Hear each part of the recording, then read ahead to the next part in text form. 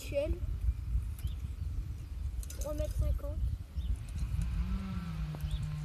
3,50 m, sa pression 50 à 100 grammes. Elle va très bien. Excusez-moi pour les bruits autour un petit peu.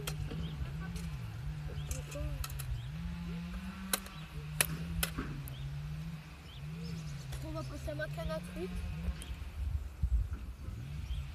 Qui n'est pas encore montée, mais c'est une Mitchell GT Pro. Regardez.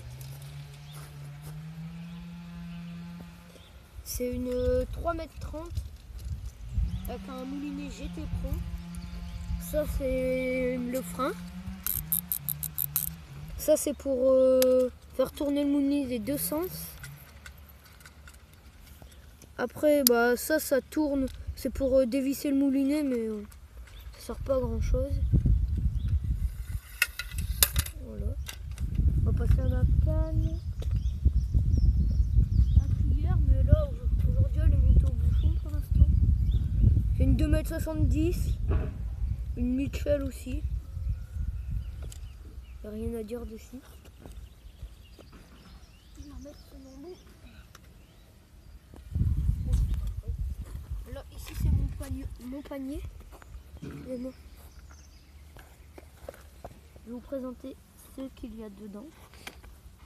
Ça c'est ma boîte pour mettre ma pâte. Celle-ci c'est ma boîte à verre. Là c'est mon dégorgeoir pour dégorger les trucs. Alors ici, hop, vous avez mes hameçons. Moi j'utilise c'est du numéro 10, 18 centièmes.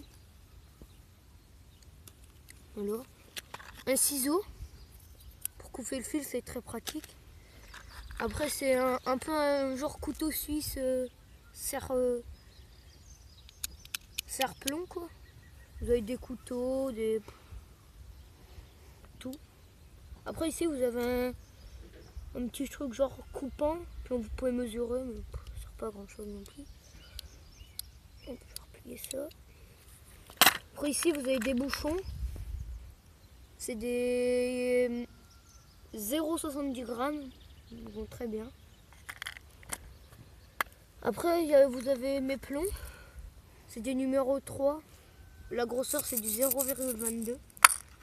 Après vous avez un émerion. Qui est là. Un émerion.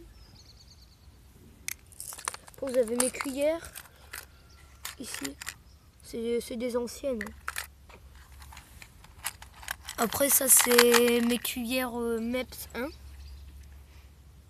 Ils vont très bien, par contre ils vont pas lancer loin, mais ils sont très bien pour la pêche à la truite, parce qu'ils l'engavent mieux. Après vous avez celle-là à point rouge, elle tourne très bien.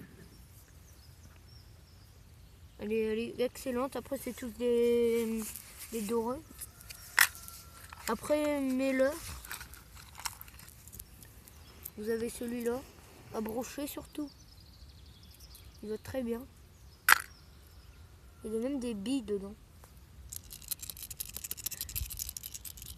Quand on secoue, ça anime bien les brochets, mais après celui-là il est monté avec du torsadé. Ça c'est une petite truite arc-en-ciel. Il va très bien aussi, mais j'en ai déjà pris quelques-unes, mais j'ai pas. Par contre, il faut faire très attention aux hameçons.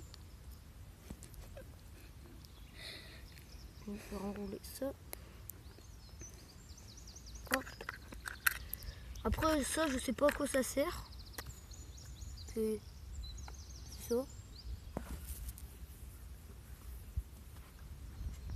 Donc, après vous avez les barres, des barres. C'est tout ce qu'il y a de plus logique. Après vous avez les hameçons, je vous les ai présentés tout à l'heure, mais vous ne les avez pas vus. C'est ça. C'est comme ceci.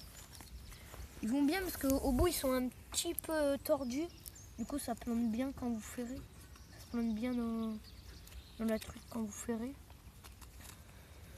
Voilà, j'ai pas grand chose d'autre à vous présenter.